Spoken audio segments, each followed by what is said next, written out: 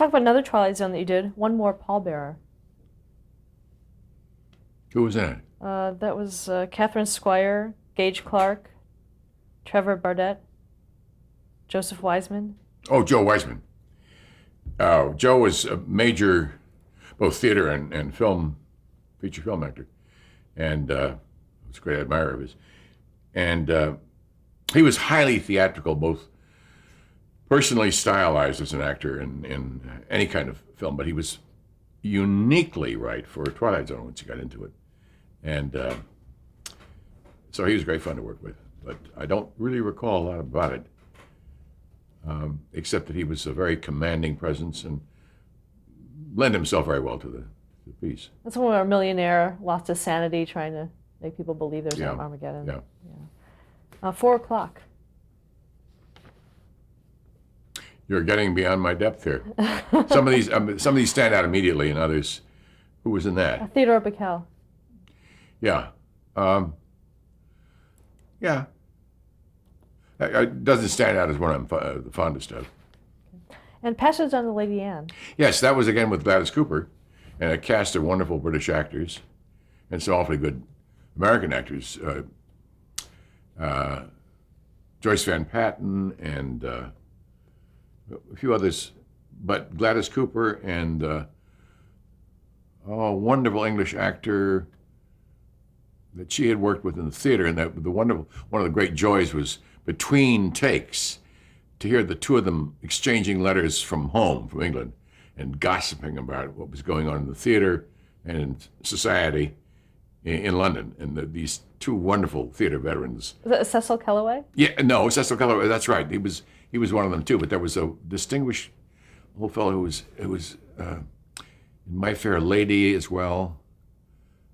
He may have been one of those with 3 names. Oh, but yes, I worked with Cecil Kellaway and Was Wilfred Hyde White? Wilfred Hyde White. Yes, Wilfred Hyde White and Gladys were just inseparable, gossipy sideliners on the set. They were great fun to watch. Talk about working with producer Burt Granite. Very good man. I don't. Not an awful lot comes back about him. So many producers are much more vivid in my mind, although he was a very efficient and good and conscientious man and did good things. I mean, producers like Dorothea Petrie, Daniel Petrie's wife, have been an absolute joy to me as a director to work with, because she, for instance, is very attached to I don't think she's ever worked in the theater. But she was a model, she was an actress, she then went through Dan's whole period in live television, and then she became, as her 4 kids grew up, and the amazing thing about the Petrie dynasty is they've all been involved in show business. The 2 sons, Danny and Donald, are major, presidents of guilds and major award-winning director-writers. And the 2 daughters, the twins, wrote for television, and now they're not doing that anymore. But it was a real Petrie dynasty of a family. And but Dorothea was a lovely producer to work with. I had a great time with her. And I did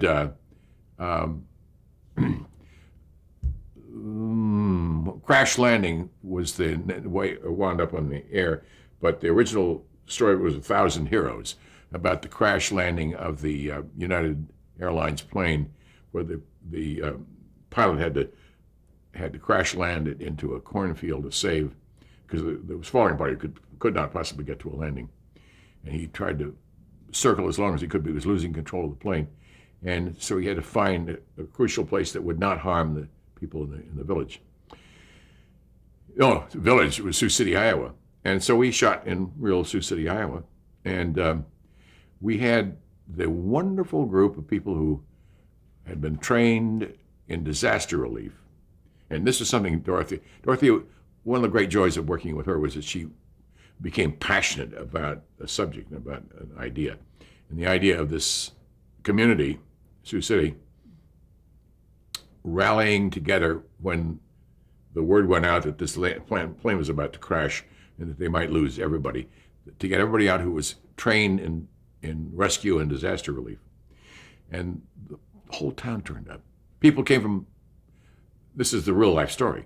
People came in busloads and sent trucks and ambulances over from neighboring Iowa state cities. And this is the real life story. And they managed, with the techniques that they had learned, reluctantly, they thought they were being railroaded, but the guy who taught them was very good at it. They saved 3/4 of the people in that plane by great rescue work and by this terrific holocaust of a fire that was developing, controlling that enough to save. It was a major, major heroic rescue. And these citizens, untrained except in sort of amateur life-saving and disaster control things, were the heroes. So the original title I loved the best, 1,000 Heroes, which is what it was all about. Network didn't think that was commercial enough, so they called it Crash Landing, which was very successful. And I had Richard Thomas, whom I love working with, excellent actor. And I'd worked with him back in a feature I did, small feature with Patty Duke. And when he was only 19, he played a nasty, slimy little rapist at 19. And he was an excellent actor. And I also appreciated what he'd done on the stage. He'd done a lot of stage work. But he was excellent. Jimmy Coburn was marvelous. And I was told by Dorothea that the network was insisting on Charlton Heston for the pilot. Now, I had not been a great fan of his as an actor, and I'd acted with him on this, I think I spoke earlier about the Julius Caesar I had done, where we were both kind of bit players. And I didn't have much of a relationship with him, but he got to read the lead's part when the lead had to go off and do a matinee of Mr. Roberts on Broadway. And so I hated him for that right off the bat. So I said, we are miles apart politically, and there's something about him that she said, well, they want him. And I ask you only one thing, and then I will go with your decision. But will you have lunch with him and just see if you can talk about old times in the theater? And we'll warn him not to talk about politics, and we warn you the same. Don't talk about politics. He's ultra right-winger. He's president of the National Rifle Association, and you're the exact opposite.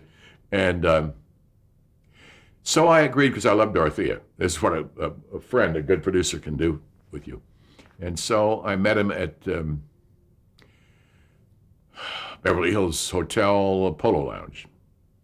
And we had lunch. And we resolutely, and I started out right off the bat by saying, I've always hated you because you got to read that part of the lead and when we were doing Julius Caesar. And we got off on jokes and started talking about theater and early television that we've been in. We got to be old buddy, kind of convivial about the old times. So I went back and said, okay, Dorothy, you got it. And you're right, his sort of Moses crossing the desert and parting the Red Sea, that's probably what's right for this pilot. So he was very conscientious, and he went to the pilot schools where you do test landings and simulated affairs. And I went through the whole simulator things with him, and he was very conscientious about these things. And also, he was good about being the Rock of Gibraltar in that thing, and that refusing to be panicked by everybody else's panic, and just steering the bloody plane in. So in a sense, the hero image that was Charlton Heston was perfectly right for the part. All right, his first day of actual shooting, I had worked with the others in Sioux City, and with these wonderful people. We got the original people who came to save the plane, and the people. Many of them turned up and volunteered to get back in costume and reenact a lot of their stuff. The first scene I did with Heston was when United Airlines had sent a plane for this particular pilot to Sioux City, and he was brought, he had just barely escaped with bad burns and injuries, and he came being brought out in a chauffeur-driven limousine, still somewhat bandaged, but able to walk. And the scene is that you see this whole line of people, the field is filled with the people, very much the same people who had been there in the original day. His limousine came up and he was to get out of, and I had 3 cameras going, was that he was to get out of the limousine, refuse help, and they tried to get him out of the thing, and look at the people, and then turn, go walk to the plane. And when he gets to the plane, the guys who were in the National Guard and the Air Force there at that base, all wore their uniforms in tribute to this pilot who did save everybody's life. Was a great humanitarian in the way he piloted that plane. And so what happened was that we were very rushed because there was a sandstorm coming on. We had to get the shot. So I said, okay, I've got 3 cameras going. I'll take a chance on the first take. The limousine pulls up, and the chauffeur goes to open the door for him, and Heston went to hold him back, and then got out and sort of postured a bit and looked at the crowd, turned and walked over to get on the plane. Oh, God. What do we do about that? And I said, Chuck, come here. I said, let's do another take. If you would take all the time in the world, first of all, don't shove off the guy who's trying to help you. Just politely indicate to him that you can handle it, that you can get out without his help. And then take all the time you need just to look at their eyes, look at the people who are saying goodbye to you, and they've all come out to pay tribute to you. Look into their eyes. Look really carefully at all the people who were there and see what you see. And these were wonderful, real live faces. And they were all very moved at what was being done. Also, they're very excited to be working with Charlton Heston. And so we did take 2. I said, remember, don't think you have to rush. I've got 3 cameras I can cut away to the plane waiting. You're not going to take too much time. Just take all the time you need to really look into their eyes and see what's going on with them. He said, all right, Monty, if you say so. So we go back. He drives up in the limousine. And he gets out, and he just sort of modestly brushes the guy aside. But he's not at all sure what he's supposed to do. And he looked up, and he was literally taken by what was going on in the people's eyes, which was very genuine. And he looked at their eyes, and he looked over them. And there was one guy who was in tears. I think that was the beginning of the sandstorm. It was starting tearing up.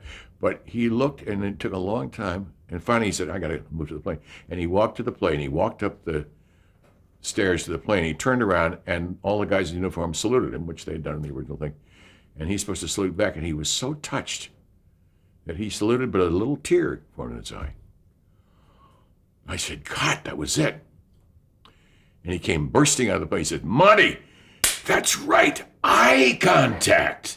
That's a wonderful thing to learn. So 40 years into his career as a superstar, and he's just discovered eye contact. But it was fun. For that reason, again, Dorothea was a wonderful producer, in that she saw the possibilities of what was the virtue of doing that kind of casting. And Heston turned out to be just fine in the part and pleased the network no end. Let's talk about the television movie Wallenberg, Yeah. A Hero Story. Oh, that was a book and a legendary man that I've grown to know very well through journalism and through a book about him. And so when I was offered the script, I didn't like the script very much. I didn't think it took advantage of him. And so Dick Berg, the producer, sent me to Stockholm. I met the family, the Wallenberg family, his sister and his brother, and got to know a good deal. And I cast some of the wonderful parts. I got Bibi Andersson to play his mother, who I'd always worshipped in Ingmar Bergman films, and a few other wonderful Swedish actors. And then I went on to Munich to try to track down the Baroness Kéményi, who was a Hungarian baroness whose husband was a high official in the government who was a fascist. And she worked with Wallenberg at great risk to herself and to her marriage to help save the Jews, to work and get them out underground and protect them, and to give them spurious Swedish passports so they could escape being sent to Auschwitz. And so I got to Munich, and she wouldn't answer my calls. Well, God. So I just thought, understandably, she doesn't want to get into it. It's many years later. And I was about to leave the hotel when somebody gave me a message that the Baroness Kéményi is on the phone for you. So I answered. I went over and spent like 2 days with her. She gave me this wonderful stuff. She suddenly wanted to unburden about it. And she gave me inside stuff that nobody could possibly have known about the relationship with Wallenberg. And then I went on to Zagreb, where we had to shoot for Budapest, because they wouldn't let us shoot in Budapest. They were terrified of the Russians on the outside. And because Wallenberg was finally tricked by the Russians into coming to the Russian general, and he thought he was an American spy, and he was tossed into Lubyanka prison in Moscow and died there. But at the time we were shooting Wallenberg, there was still some doubt. There was a lot of people who thought he was still alive. There were sightings of him. So the marvelous thing was I went back with all this material from the trip to Europe, and Berg said, "This is wonderful." We gave it to the writer, who didn't seem to be much affected by it. His next script was much better. And I said, "I really don't want to do this. Now that I know the real story, I really want to do the right story." And he said, "Okay, you and I'll write it." So Dick Berg, who was an ex-president of the Writers Guild, and I sat down and rewrote it. And Dick Chamberlain, with whom I had worked not altogether happily in Dr. Kildare, had in the meantime learned how to be an actor. He'd gone to England with all the money he made out of Kildare. Shall I stop?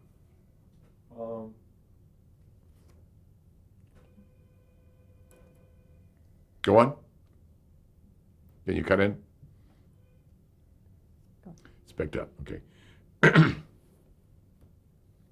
So Chamberlain, after all these years, was Wallenberg, and I had a few qualms because I didn't think of him as a major actor, but he had really improved enormously since the sort of stick Dr. Kildare days. And so it was a wonderful thing. We got a lot of rehearsal, and we worked in London. We had a week's rehearsal in London. We worked in Munich briefly with the German actors we had to have, and then went to Zagreb, where we did a wonderful mock-up of Budapest. And it was a great event. It was unbelievably powerful to work with the real people. I worked with some of the Jewish underground that had aided and abetted Wallenberg in the early days. And so it was a very rich experience. And Chamberlain worked very conscientiously for a Swedish accent and came off quite creditably. And so when the time came that there were all kinds of nominations for the show, got lots of attention, I was nominated, but I had been nominated 5 or 6 times before and hadn't won. So I thought, And Dick Berg called and said, "Wait, the original writer also got an Emmy nomination, and if he wins and we don't get any credit," because the Writers Guild said that, no, we didn't deserve even a rewrite credit. It was the original script that they would give the credit to. He said, "If he wins, I'll have to be restrained, and you have to be there to hold me down." I said, "Who's going to hold me down?" He said, "We'll hold each other down." So he sent a card for me. I went to my very first Emmy giving in Pasadena Civic Auditorium, where I had grown up ushering as a kid. And it goes along, and the writer didn't win. And so we could sort of relax. And then I did win my first time out. And I was so emotional about it, which I'd always say, these awards, nonsense. I couldn't wait to get up on the stage. And I obeyed the instruction to keep your thank yous down to half a minute, and everybody else was going on and on and on about their grandmothers and their agents and their dentists and things. And I just said, I only one person to thank, Raoul Wallenberg, who gave us all the gift of life. And that was it. I walked out to quite considerable applause. It was a relief to have a short one, and because I really meant that. And so the next thing was that Richard Chamberlain, who had been nominated, was sitting right in front of me. And there were 3 guys named Richard, all nominated. Richard,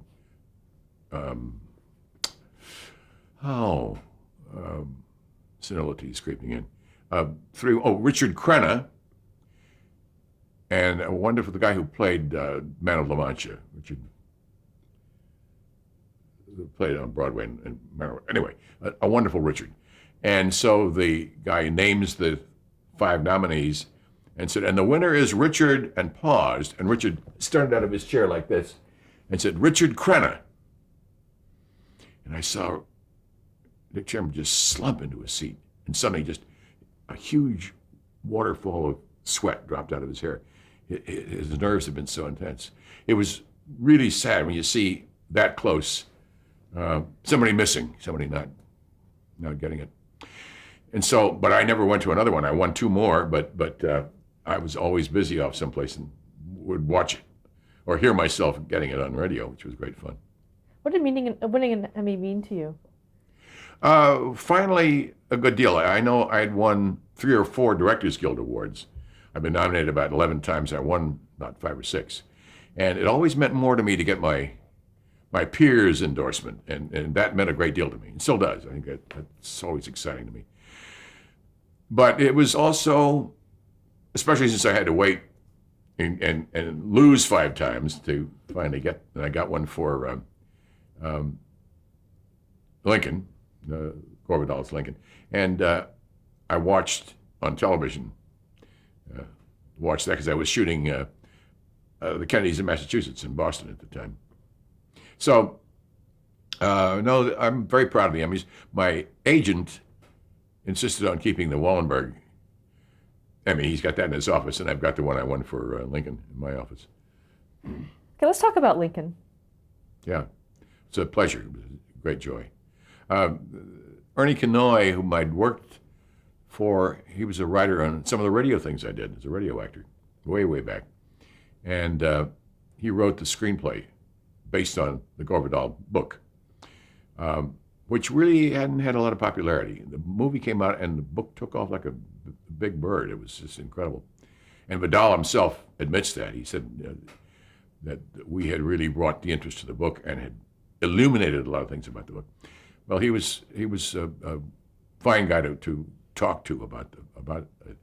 But it was such a joy to work with Sam Waterston and Mary Tyler Moore and John Houseman, and a wonderful, wonderful cast.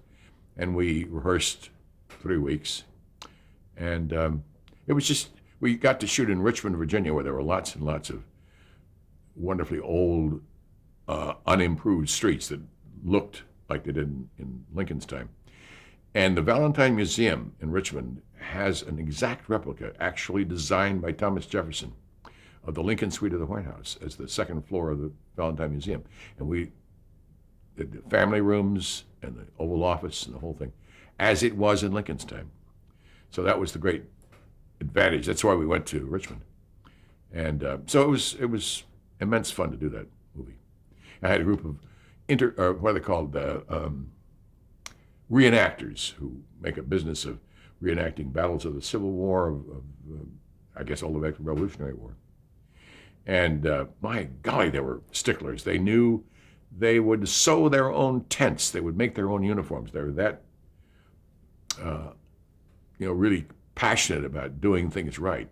So I would give them directions, and they would sort of question, because was this according to, and so we had, but I had a very helpful series of advisors from them, and they were amazingly good. And the battle scenes, by golly, they'd never done it on film before, but they were very, very bloody good at it, because it was their passion. It was not only their hobby, it was their passion. American Short Story, Paul's Case. Oh, yeah, I love that. Bob Geller who produced that, sent me 2 or 3 scripts early on, which I couldn't do because I was right in the middle of something else. And there were things I would have loved to have done. Hemingway script, Sherwood Anderson. And then he sent me Paul's Case by Willa Cather, which I remembered reading when I was a kid. It's a wonderful short story. So I took it, almost lost my agent, who said, I've got you up to the top salary in television, now you're going to do scale? Because this was like a PBS environment thing. And I got a wonderful cast. We had an incredibly low budget. It was like $275,000 for a show to be shot on location in the wintertime with period costumes. And by golly, we did it for just almost that amount. It was a little over it, but they had a little extra in the kitty. But it was such fun to work in the real locations in upstate New York.